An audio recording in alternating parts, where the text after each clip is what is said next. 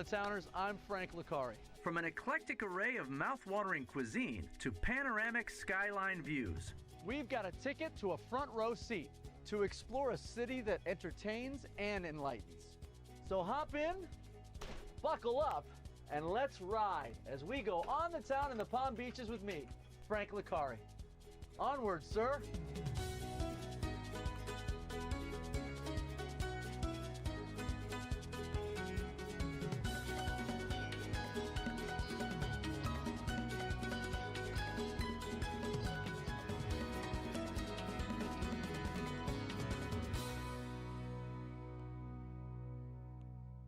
This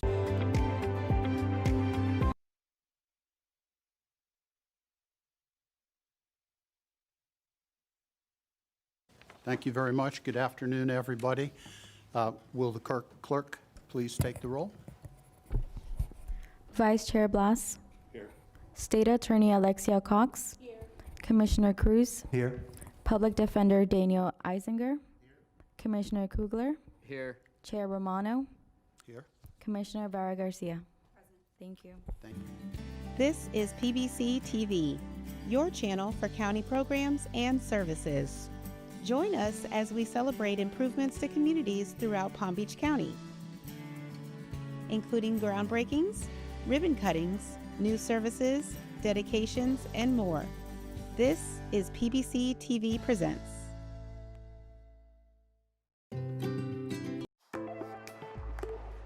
Any introductory comments from the members of the commission? All right.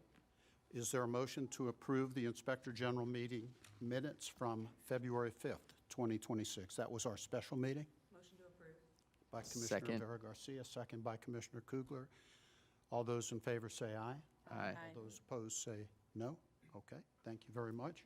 New business, we are on to the real business of this meeting, which is to pick new Inspector General as John is retiring. At this time, I'm going to ask Paul to come on up and help a brother out.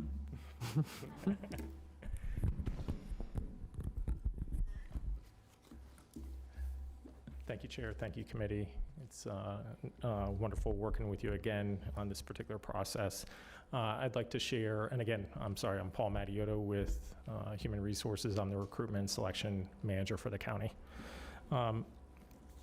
I'd like to provide a brief recap of the process. So the last IG meeting in February, the committee narrowed the pool of candidates for the Inspector General position to four finalists. In the interim, we had one of those four finalists remove himself from consideration, so that left three. Another finalist indicated he was navigating a medical issue and would not be available until April to interview. I'll address that in a moment. That did leave two finalists, and I'm confirming their attendance here today, and that's Ms. Calinthia Dillard and Mr. Jim Kurdar.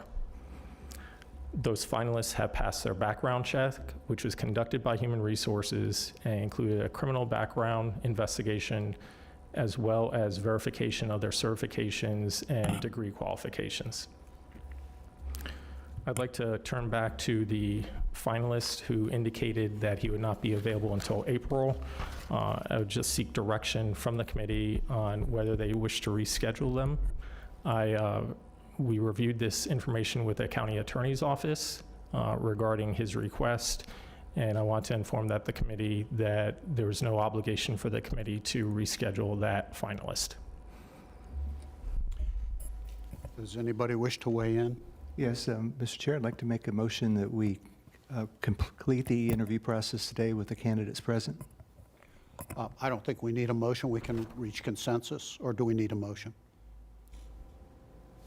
I'm going to take a motion. Fine, I'll take a motion. Who wants to second it? Second. Like Alicia? All those in favor say aye. Aye. Aye. All those opposed say no. Thank you. So we will proceed today. Okay. The candidates we have. That's a recap I have for the committee. We have the two candidates available, and we can have them come down to the table here. Come on down. It's your turn.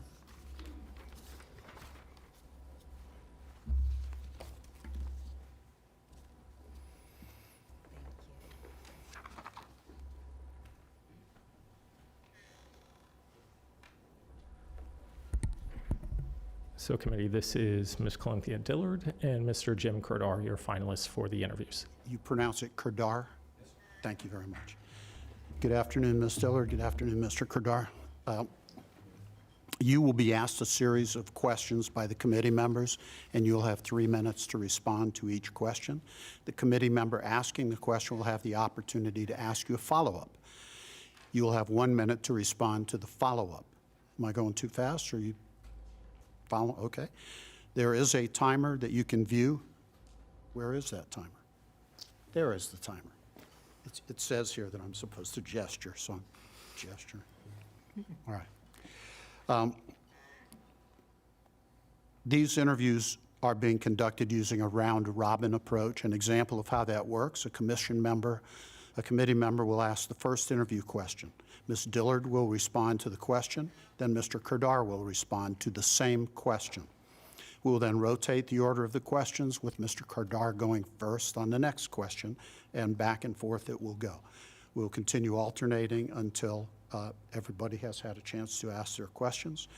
We'll proceed through the initial set of questions so that each committee member has an opportunity to ask a question. Then we will determine if the committee wishes to ask additional questions. At the end, we will fill out a secret ballot, which you will find on the left inside pocket of your notebook. And then once the results are tallied, I will call for a public motion and a second to confirm that vote. Everybody on board with that? Okay. So now we'll begin the interview process, and we'll start alphabetically with Ms. Dillard. You will answer the first question. Commissioner Eisinger, you're up. All right. My first question is, please describe your experience as it relates to the Office of Inspector General, specifically this position. What about your experience do you believe helped you prepare to lead this office? You need to turn your microphones on when you talk. Did you hear me? Would you like me to, you want me to repeat that? Yes, please. Okay. Good afternoon, and thank you for the opportunity to interview for the position of Inspector General. My name is Colinthia Dillard, and I am currently the General Counsel and Deputy Inspector General in the Office of Inspector General. I've been in this role I've been in the role of General Counsel since 2015 and 2017. The duties were expanded to include Deputy Inspector General. As General Counsel, I have the ability to offer legal advice and counsel to everyone on our staff. As Deputy Inspector General, however, I am deeply involved in the decision-making process as it relates to administrative and operational decisions. Since I've been there, I have been instrumental in changing some of the efficiencies within the office to include, when I first arrived, I noticed that we did not have the same level of exemptions in Florida statutes that people who are in law enforcement and judges enjoy. So I led the initiative, the statewide initiative, that resulted in a statutory amendment. In addition to that, I am currently the HR officer, the training officer, and the ethics officer for the office. If there is a complaint involving any of our staff, I am the one who would handle that investigation.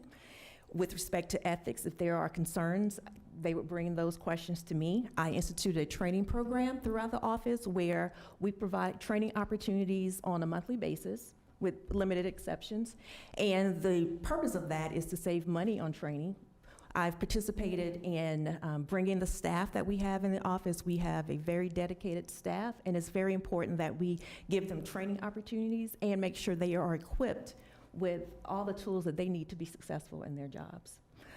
In addition to that, not only do I review our reports, but I'm intimately involved in the report writing process, coming up with the plan for the projects that we do. I help write the recommendations, the allegations, as well as our findings. So I'm part of the decision-making process, and in addition to that, I've had leadership opportunities within the community that I feel that have helped me in the office. I've chaired the Professional Ethics Committee for the Florida Bar. I've chaired grievance committees for the Florida Bar, and those involve ethics questions against attorneys. And I'm able to utilize those skills and knowledge that I gained from those outside experiences within the office as well. And lastly, I'll say I have worked very diligent throughout my professional career. I've been an attorney for 27 years to develop a reputation for ethics and integrity. And through that reputation, I feel like it has enhanced the work that I do in our office. People know what to expect when they come to us, and they're willing to file complaints because they... Thank you. Thank you. Mr. Kurdar.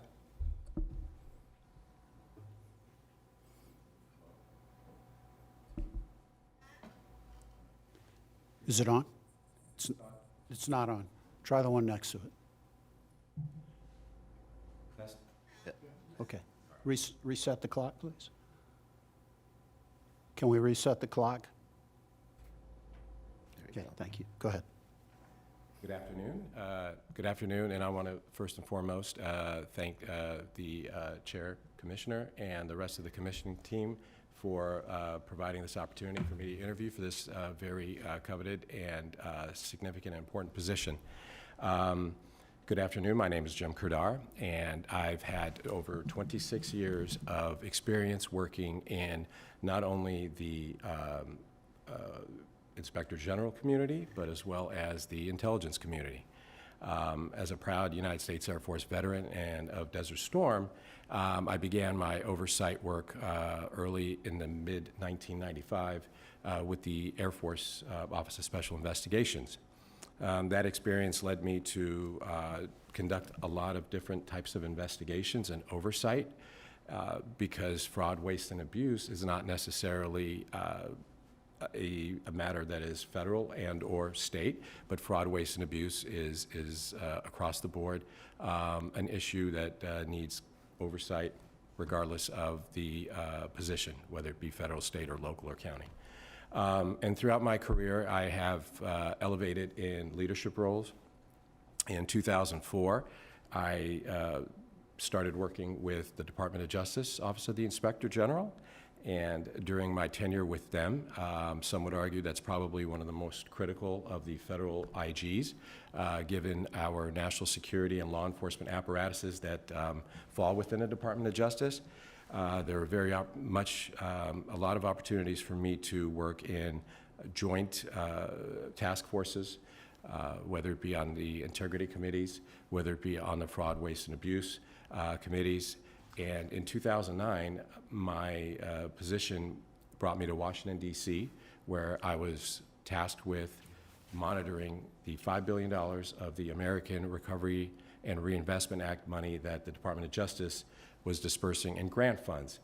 I was hand-selected for that position from the office that I was in Los Angeles, and I think that that also allowed me to have a lot of interface with different agencies, both on the federal, state levels. And I think my experience, although I have not been involved in the county level, I believe that I have that institutional independence that will make me an objective, should I be appointed to this position, and eliminate any perception of internal bias. Thank you very much. Thank you, sir. And the next question will go first to Mr. Kurdar. Alicia. Thank you. Good afternoon. Afternoon. In your opinion, what will be the top 2 or 3 challenges and opportunities of the Office of Inspector General in the next few years, and how would you address them? So I think one of the challenges, or I would say several of the challenges, but the most important one that comes to mind is the manning. The opportunity to have, I believe, during the initial ordinance, there was FTEs for 40 personnel. I think that that is very important, but of course, manning is tethered to budget, and budget is tethered to risk. But given the 39 municipalities that we have here in this county, we need to have the necessary resources, and we necessarily need to have the manning to handle those. And so in order to get those subject matter experts, you need the funding, and that's where the challenge comes in. The other challenge, I believe, is to maintain and sustain public trust. we are stewards of the taxpayers of this county, and we have to never fray from that in the sense that the public always has to have that trust in us. And therefore, I believe that is a continuous improvement process where you have to have the outreach, you need to have the internal controls in place. But to get back to your question, I think that the manning, I think is probably going to be the initial that comes to mind as far as trying to get those other positions. But again, it's product driven, so it's a balance that you have to do there, so thank you. Thank you. Ms. Dillard? Can you repeat the question again? In your opinion, what will be the top 2 or 3 challenges and opportunities of the Office of Inspector General in the next few years, and how would you address them? Okay. I would say the challenges stem from budget. Here in Florida, all governmental entities are being asked to take a look at their budgets, and some hard decisions are going to have to be made pretty soon, within the next few years. But I think it's important for us in the IG arena to recognize that we may have to do the same thing that we ask the people that we oversee to do, which means to be good steward of taxpayer dollars. So we will have to look at some operational efficiencies and perhaps make some changes. The goal, however, is to try to do that with avoid reduction in staffing. But we have to have some honest, true conversations. The second challenge, I think, deals with IT. Interwoven with the question about the budget challenges, we still have to make sure the people that we have on staff and who are there to do the work have the tools that they need. And one issue with IT is not only hardware and software, but AI. That's a conversation that many people are having. Some people fear it, but it's here to stay and it's not going anywhere. And I think one thing that we have to do in our office and have a serious conversation about is what are ways that we can implement AI in our processes, meaning that we can use it to be more efficient and effective. That could range from document review, that could range from summarizing investigation interviews, as well as preparing for those interviews ahead of time, and perhaps helping and assisting with drafting reports.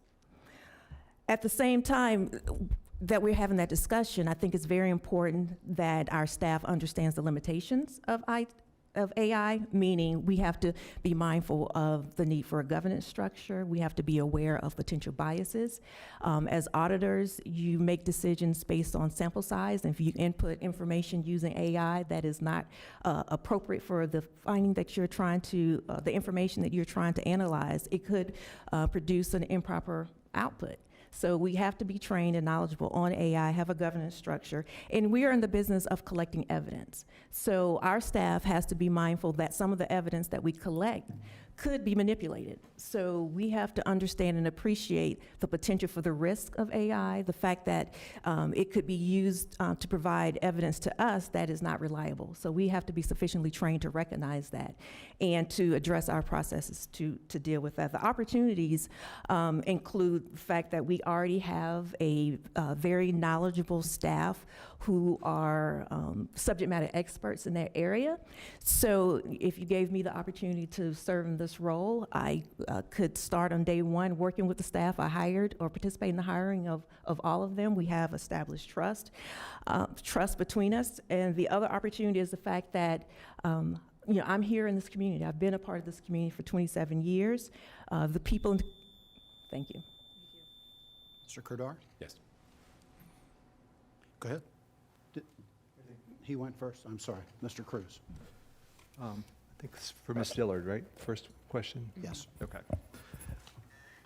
Ms. Dillard, please detail your leadership philosophy and how you would apply this to ensure the continued success of our wonderful Office of Inspector General. Thank you for the question. As I mentioned earlier, to me, leadership has multiple components. First is making sure that leaders understand their obligation to make sure that staff understands the expectations for them, but leaders also have to lead by example and make sure they model the behavior that they expect. That means sometimes, you know, working long hours, working weekends, but also being a good listener. our staff members, our team, they're the ones that are closest to our audits and investigations. So going to them, if I were to get the position, one of the first things I would ask would be, if you were me, what would you do differently? Tell me what tools you need, and to make sure that I'm there to give them everything they need. Ultimately, our goal is, one, to protect taxpayer dollars, but also to be of value and of service to the community. And in order to do that, we have to make sure that we have the tools that we need to enforce our mission. And that's to enhance trust. Leaders, also have to be willing to do the work sometimes. I don't anticipate that if I were elevated that I would stop working closely with the part of the writing the reports, making sure, because the IG's name is the one that goes on those reports, so being intimately involved in that process. So as a leader, I think you have to be a model, you have to be willing to ask questions, you have to be willing to be an example, and you have to be willing to set expectations on both sides. I believe that everybody in the office has the ability to lead. I believe strongly in the 360 model. People can lead up horizontally and vertically, and that is based on trust amongst the team members. Believing that there is an open door policy, that if you have needs, concerns, you can go to the leader and identify potential problems and work together on solutions. Thank you. Thank you. Yes. Throughout my career, I've held numerous leadership positions, and I've always followed the three-prong rule for me: clarity, empowerment, and fostering integrity. To further define that, clarity, you want to be able to give your team the directives and the goals. They need to know what they are, what the mission is. In order to do that, you have to have clear lines of communication. And when I mean communication, it goes both ways. So it's not a directive, it's more of a collaborative. But as the leader, they are looking to you to know what exactly the goals are, what is the mission at hand, and that's where the clarity comes in. Empowerment, you have to empower your people. It gives them a sense of ownership when they know that they're part of the process. When there's success in the office, it is a joint effort. It's not a single endeavor. Yes, sure, the Inspector General themselves, and they're the ones that have to perhaps give testimony on a particular audit or an inspection or an investigation. However, it is a team concept, and I think when they have that sense of pride in what they're doing and ownership, it works out great. But furthermore, in empowerment, not only do you give them the opportunity to feel as though they own the product, but you want to also provide them the resources in order to get the product done. And as a leader, that is your number one priority. You want to first ensure that they have the necessary resources and the tools to conduct the business that we have at hand, which is oversight. As well as you want to be able to promote and elevate your people. That's very important because that creates this additional trust. And lastly, you want to be able to promote integrity and professionalism in every product that goes out the door, because we have a responsibility to the commissioners, we have a responsibility to the public, and so we have to instill that sense of integrity into those products. Now, in sum, I like to say, I lead with integrity, I manage with accountability, and I foster professionalism and public service. Thank you.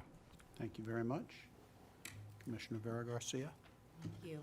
Mr. Carey has worked exceptionally hard at forming and maintaining trust and relationships between the IG's office and those that fall under the jurisdiction of the IG's office, whether that's the municipalities or the people themselves.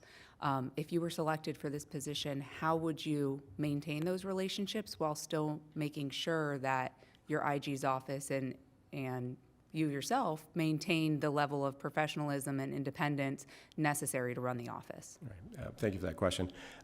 Transparency.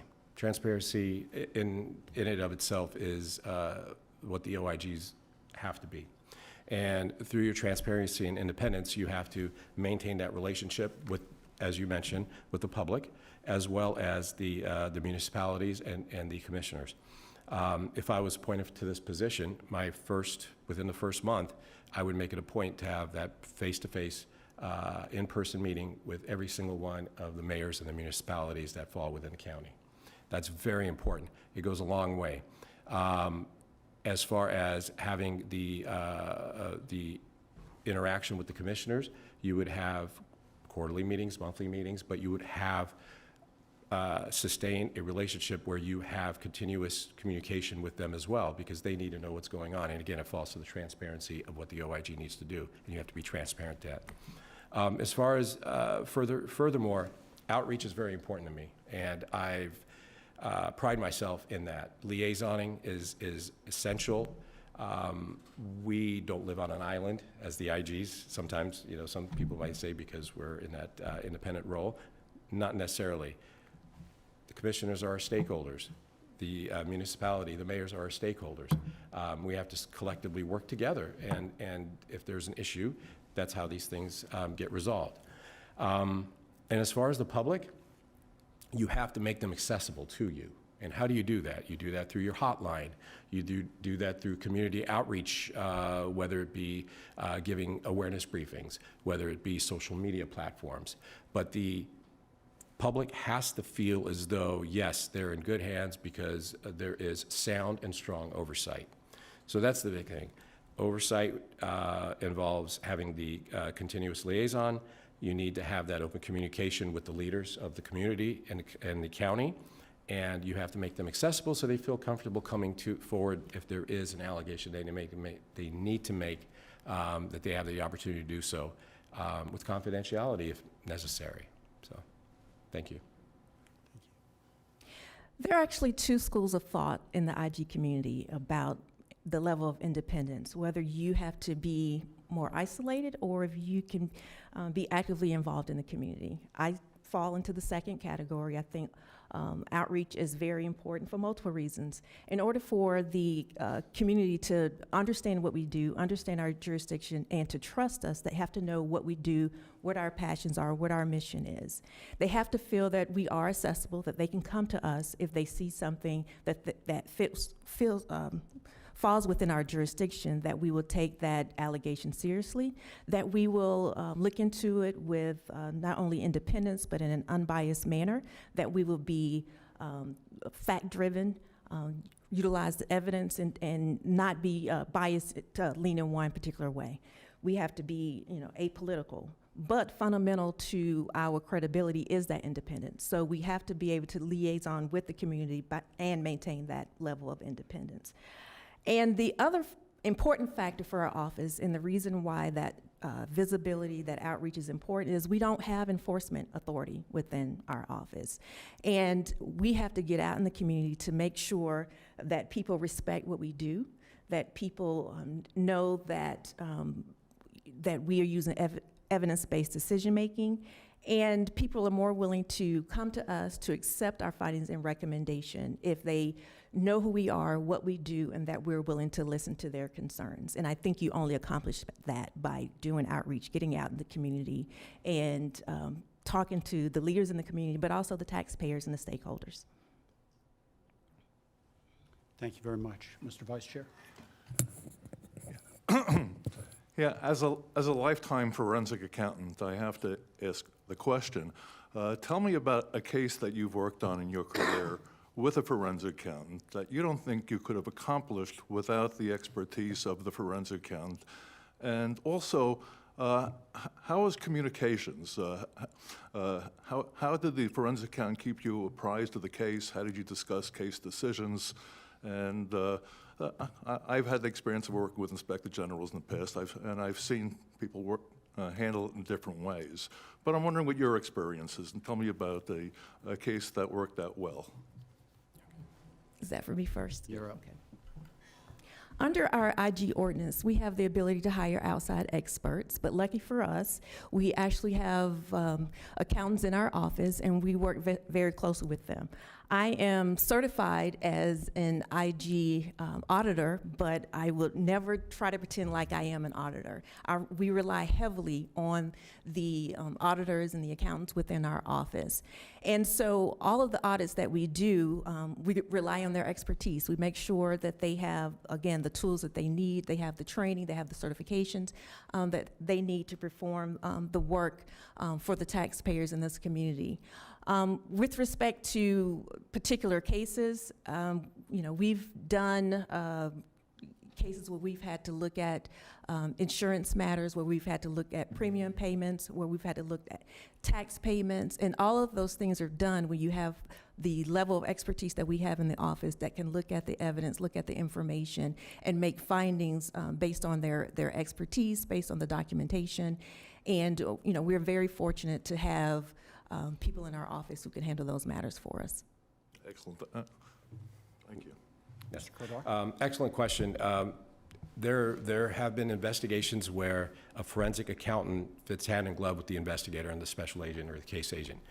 Reason being for that is they have the specialized training that perhaps an investigator or a standard auditor does not. So a forensic auditor will recognize nuances, will recognize anomalies that perhaps would be not seen by the case investigator and go unnoticed. As far as investigations, there's several investigations that we've done in the Department of Justice and using the forensic accountant, whether it be for a review of the procurement card, the government travel card. These things have resulted in hundreds of thousands of dollars of misuse that otherwise we would not have seen without the utility of a forensic accountant. So I am absolutely in favor of that, and I like to just take that one step further because that sort of leads into the other one. There's always been this line of division, regardless of where you are, between investigators and auditors. However, I have personally seen the success of the collaboration between investigators and auditors. And in my current role as the Assistant IG of Investigations with the Capitol Police, we have that continuous relationship with the audit division as well. Because there are things in an audit that perhaps may require an investigation, and vice versa. If there's an investigation, there's things where the investigation will stop because there's an audit that needs to be looked at. And we've had examples of that. One of them was a situation where during an investigation of, without going into names, it was an FBI agent. During the course of the investigation, unrelated to the allegations at hand, there was a time and attendance issue. And a time and attendance we got a forensic auditor to look into the situation, and that led to the Department of Justice's audit division blossoming into a bigger audit where it made national news. The FBI had to return $4 million in overtime payments. This had to do with the deployments in Iraq. And it was an anomaly that had no relation to the investigation. However, I had the good sense to write that up, and a referral was made. And vice versa. There was an audit with ATF that was referred to us, and it resulted in an investigation unrelated to the audit. And how do you do this? Well, you have quarterly meetings, maybe bi-monthly meetings with the audit personnel as well. And I am a big, big, big advocate and supporter of that. Thank you. Okay, thank you. Thank you. Before I call on you, Commissioner, Commissioner Cox, I owe you an apology. First of all, I mispronounced your first name. I know your name is Alexia, not Alicia. And second of all, I called you by your first name when I should have called you Commissioner Cox. I apologize. Commissioner Krugler. Thank you. So my perception is both of you have very different connections to the community. Ms. Dillard, you've been in this community for a long period of time. Mr. Kurdar, you're newer to the community. How do you believe that your connection, Ms. Dillard, or Mr. Kurdar, your new energy to the community is an asset to being the Inspector General here for Palm Beach County? Yeah. Thank you very much for that question, Commissioner. It goes back to what I mentioned earlier. I bring that institutional independence coming from a different perspective. However, the basis and the core of what we do is oversight and fraud, waste, and abuse, which could be applied on the federal, state, and local level. I believe that my experiences, as I mentioned, in the last 26 years, and the contacts I've made, I think is sort of an added benefit coming to the county. Sure, there's going to be nuances that are different from the federal level, but with that being said, it's no different. Community outreach is community outreach. Oversight is oversight. Investigations is the same as audits elsewhere. You're looking for the truth. We're fact finders. It's not a gotcha thing, right?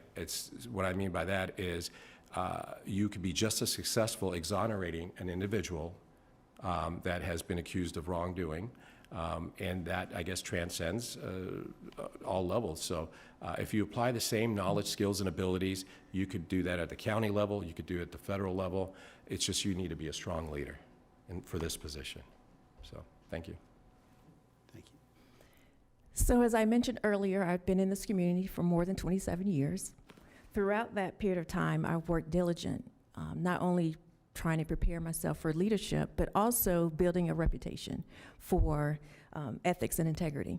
I was here in this community when the circumstances arose that led to the need for an IG in the first place. We had a moniker, and one of our commissioners ended up on the front page of Time magazine because of ethical lapses. So I have had the opportunity through my work in the community and through my work in the office to contribute to us in Palm Beach County improving that reputation. Whereas at one point in time, we were known for having less than stellar ethics as a community, we now, I believe, have a culture of ethics. And that comes from the outreach of the office, that comes from working with our partners, that comes from the leadership team individually going out and making connections, that comes with us working hard with talking to the stakeholders, talking to our partners, talking to the leaders of the respective municipalities. We have a very broad jurisdiction, unlike a lot of statewide and federal IGs where they are embedded in one agency. We have jurisdiction over 41 different units. And so, that takes time and effort, but we have put the time and effort into establishing those relationships so that people know what to expect. They know that they have somewhere to go if they see a problem in their communities. They know the type of work that we do, that it can be trusted, that they can rely on us, that we will make the evidence-based decisions, that we will do so on an independent basis, and that we won't be biased. They know what to expect, and I've spent 10 and a half years, almost 11 years of my career working on building that reputation in the community within the office. So I feel that, I've been here for 27 years, spent 10 and a half years in the office, and a substantial amount of that time has been making connections and building that trust, because ultimately it's about trusting our office and the community having trust in government in general. Okay, here's mine. After you become appointed Inspector General and you've settled in, and I come over to take a look at your weekly calendar, how will I find you spending your time? Is that for me? Okay. If I had the honor and privilege of being sworn in as IG, I anticipate that my schedule will look a little different from the way that it does now, but one thing I would continue would be our weekly meetings. Our leadership team meets on a regular basis every week, because when I first started, we did have an issue with people working in silos. So in order to deal with that, we scheduled a meeting so that we could talk across divisions, to apprise each other of what we're working on, to share expertise across teams, so that audit knows what investigations is doing, so that our contra oversight division know what the other two divisions are doing. The auditors and investigators think very differently, so they're often able to contribute different things to their projects. So I would continue that collaboration. In addition to that, I would continue our monthly meetings with all of our staff, because it is important for everybody to feel buy-in, to understand what we're doing. As things come into the door, they're sent to different divisions, and we don't want a situation where, quite frankly, the right hand doesn't know what the left hand is doing. But a part of that time would also be directed towards outreach, getting out in the community, talking to agency heads. We used to meet regularly with division heads within the county. I would reinstitute that, going out to meetings of the different municipalities, getting to know people, letting them know what we do, letting them know that we're available to do audits, because sometimes people come to us. But more than that, letting people know that we are not there just to find problems, but to prevent them as well. So that means preventative outreach, letting people know that we are not only available, but when we make recommendations, the intent is really to help improve processes. We're making recommendations to deal with problems that we found, but also to give people an idea about ways to ensure that those problems never arise again. One of the things I did when I came into the office was to make sure that all of our reports were searchable on our website. They're in PDF format that's locked, but if you don't know they're there, you don't know what to look for. So a big part of what I try to do is based on transparency, being accessible, adding value to the community, and so I would spend a lot of time on efforts to continue to do that. Thank you. Mr. Kerdar? Yes. If you were to come in my calendar and looked at it, let's say for the first month, and everything as I would intend to do is to go out and meet people, as far as the leadership and everything is equal, and I'm able to do that, my calendar would be full with appointments. And it would be my in-person meetings to get out there, initial outreach. So on the calendar, I would have, hopefully, the 39 municipalities, the county commissioners. I would like to meet them as well, obviously, and set up meetings accordingly on a routine basis. But also, our law enforcement partners being the U.S. Attorney's Office and the State Attorney's Office. Those are key to what we do, especially on the investigation side, to have that relationship. So I would like to establish that relationship early. I like to develop it, enhance it, and foster that. And if I have that professional relationship with them at a time where I don't need to have a case to be referred to, then that certainly has created a situation where I could just pick up the phone and call them when I need them, because it's not the first time they're hearing from me. So if you looked at my calendar, I would set up leadership meetings on a weekly basis within the OIG with the leadership for both audit and investigations and the general counsel's office. We would have weekly meetings.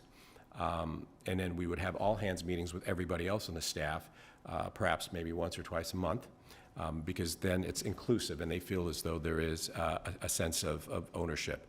And you have to do that. And that is very important, where you would highlight ongoing investigations, ongoing audits. Perhaps there'd be some training going on. But my calendar would have one day just for the leadership meetings, all hands meetings, and for that first couple of months, it would be my attempt to meet in the key senior leadership within the county. And then establish that relationship and have routine meetings with them there forward. So I would be very, very busy, which means I could probably spend a lot more time in the office, which absolutely is the key here to get things done, because it's service before self. And that's been always my philosophy. So thank you. Thank you, sir. Do any of the commissioners wish to ask follow-up questions? Oh, I have one question. When I worked for an Inspector General's office in New York, one of our nightmares was, we had finite limited staff, so one of our nightmares was not investigating a matter that actually blew up, so we had to prioritize what cases we would work on.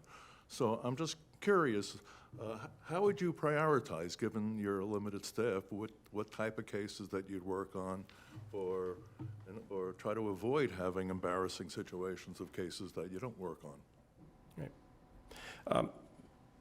Triage comes to mind. You have to triage the complaints that come in, and you have to balance that with the resources that are available and what is ongoing at the time.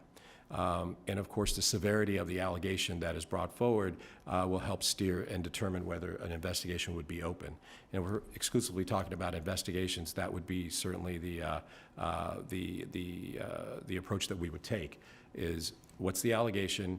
What's the dollar value, if there's a dollar value? What is the misconduct? How egregious is it? Is it felonious? And do we have the resources to conduct that investigation? And all that considered, obviously, if it's a administrative or policy violation of a senior member of the community, then of course that would take precedent, because obviously there's some perhaps high profile or political implications in that, so you want to be able to address that accordingly. So again, you triage it based on your resources and the severity of the allegation. Thank you, sir. Ms. Dillard? Currently, our office gets probably about 1,000 calls per year. And obviously, we don't open 1,000 cases. Some of them are not within our jurisdiction.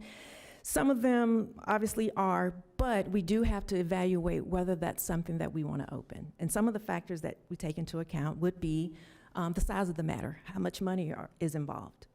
But we also have to look at not only the resources, but the timeliness of the case. For example, if something comes in and the retention schedule has already passed, and it's likely that the documents no longer exist, or the staff that would have all the answers to the questions no longer work with the entity. That's a factor. That may be something that, it would not be a good use of our time to spend a lot of time searching for answers that neither the documents nor the witnesses are available. We also look at value added. Is this something where the problem has already been resolved? There are things where people complain thank you. Thank you. That was 3 minutes? That was- doesn't seem like 3 minutes to me. That was Go ahead, one. you may finish it. So I would just say that we, also take into account if it's a situation where the circumstances have changed, and us releasing a report to tell an agency what they already know may not add value to them, and it may not be a good use of our resources. So that's the type of thing that we probably would not open. Okay. Thank you very much. Are there any other questions from the commission? Okay, thank you both very much. We'll excuse you now. It is a public meeting. You're welcome to stay. We're going to begin our discussions now. Commissioners? You want to stay or you want to go? You can, it's a public meeting, so you can stay. You stare us down if you want. All right, is there any discussion? Or you want to go right to the ballots?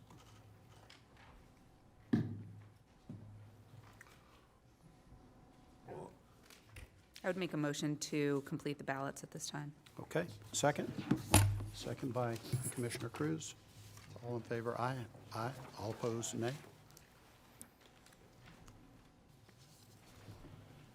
Okay, you'll complete the ballots, hand them in to me. Just make sure it's clear.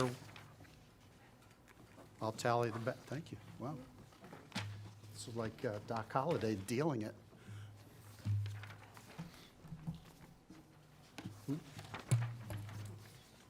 Oh, I'm sorry.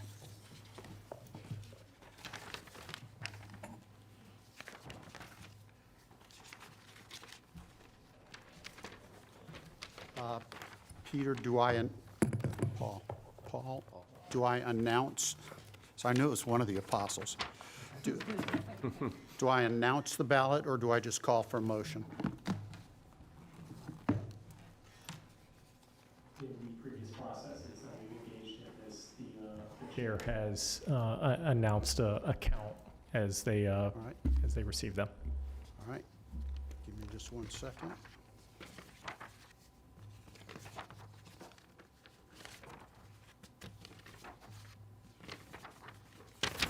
All right. The person that the commission has chosen to lead the Inspector General's office is Colinthia Dillard. Congratulations. And thank you, Mr. Kerdar, for an outstanding presentation. I thought they were both highly qualified, but. And I'm sorry, Chair. Excuse me. Sir. We would want a motion on the record and a vote. Okay. Thank you very much. He told me that ahead of time. I must be sundowning. Mr. Chair. May I have a motion to, Mr. Chair, I motion to approve Ms. Colinthia Dillard as our new Inspector General. Second. Commissioner Cruz, second by Commissioner Kugler. All those in favor say aye. Aye. Those opposed, like sign. It's unanimous. Thank you very much, Colinthia. Best of luck to you. And best of luck to you too, Mr. Kerdar. Thank you. And Chair, the ordinance also requires whoever's going to be delegated authority to negotiate the contract from the Commission on Ethics. So we would want to do a motion to pick the individual from the Commission on Ethics that's going to work with HR and the county attorney. Could I ask a question? Does that include just 5 or 7? I wasn't So sure. the Inspector General Committee votes on that, but the member has to be the individual from the Commission on Ethics. I wasn't sure. Yeah, that's a great question. Yeah. Okay. I'm not going to do it, so don't nominate me. Okay, Mr. Cruz, Second. one person? is all It's we one need? person. One person? Okay, very well. Second by, so Mr. Cruz nominates Mr. Cruz. Mr. Kugler seconds. All those in favor say aye. Aye. All those opposed, like sign. Mr. Cruz, you will negotiate the contract, get us a good deal.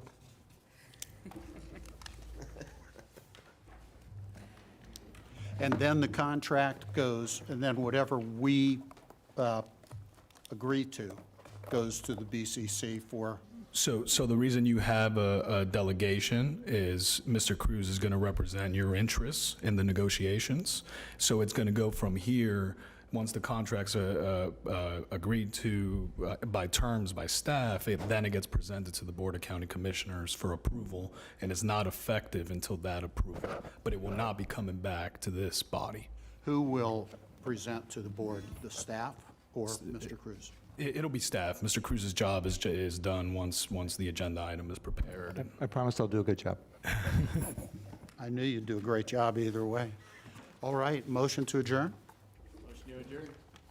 All those in favor say aye. Okay, by Commissioner Cox, seconds Commissioner Kugler's. Meeting's adjourned. Thank you very much. Great day. Yep.